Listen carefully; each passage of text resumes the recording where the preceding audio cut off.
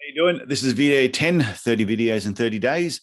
Today, I want to talk about the influence we have on our children, both positive and negative. And it was something that just happened recently.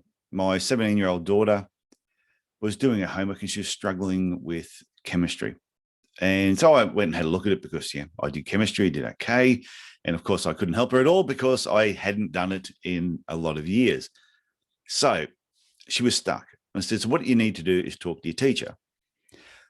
As we were talking, she was going, yeah, but I'm so worked up about it. And she couldn't get her mind off of being stuck. She couldn't go on to the next subject because it was bothering her so much that she got stuck. And I said to her, have I ever shown you how to do a Kanban board?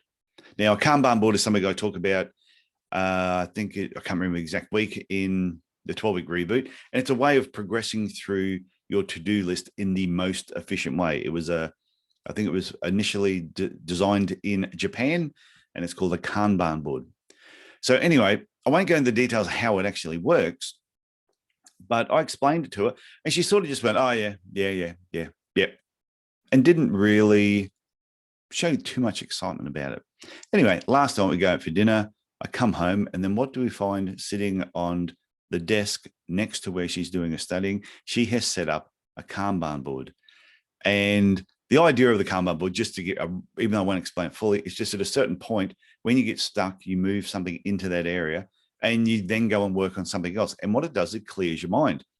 And the reason I bring this up is not about the Kanban board, but about how the positive influence we can have in our children in so many different ways. So if you're running your own business at the moment, or even if you're not, what we've learned as podiatrists, what we've learned in regards to communication, motivation, inspiration, we should be trying to pass this on to our children. And even though sometimes we talk to them and it feels like they are not listening to us, they are listening.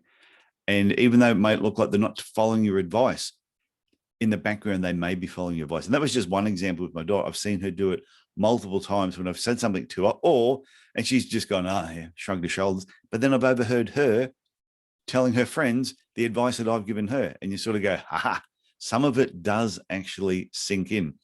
So just remember that we have a major, major influence on how our children think, both positively and negatively. So if your children are around and you're talking about work, or you're talking about your employer, try and talk in a positive light, because I've seen comments on Facebook where someone will be talking about their employer in a negative way, or a past employer, or what some employers are like. Now, do you realize when they're talking about that, did they get those ideas? Is that their own idea, or is that something they've picked up from their parents, that sometimes all employers are bad? I think I've mentioned this before. So be aware what comes out of your mouth. Your children are hearing it, and it can have a positive or a negative influence on them. And the other reason I wanted to talk about this subject is because I just did an interview today on the Podiatry Legends podcast with Sally Albert in the UK.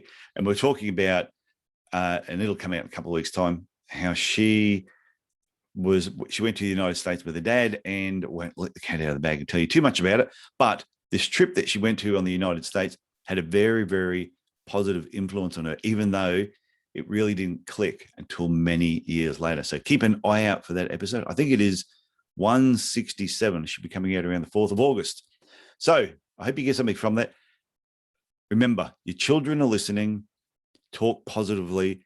And if you are talking negatively about anything, try and make sure they're not in earshot. They don't need to hear the rubbish that goes on. Just keep talking positively to them, inspire them, and make your conversations uplifting. And it will have a positive effect on your children.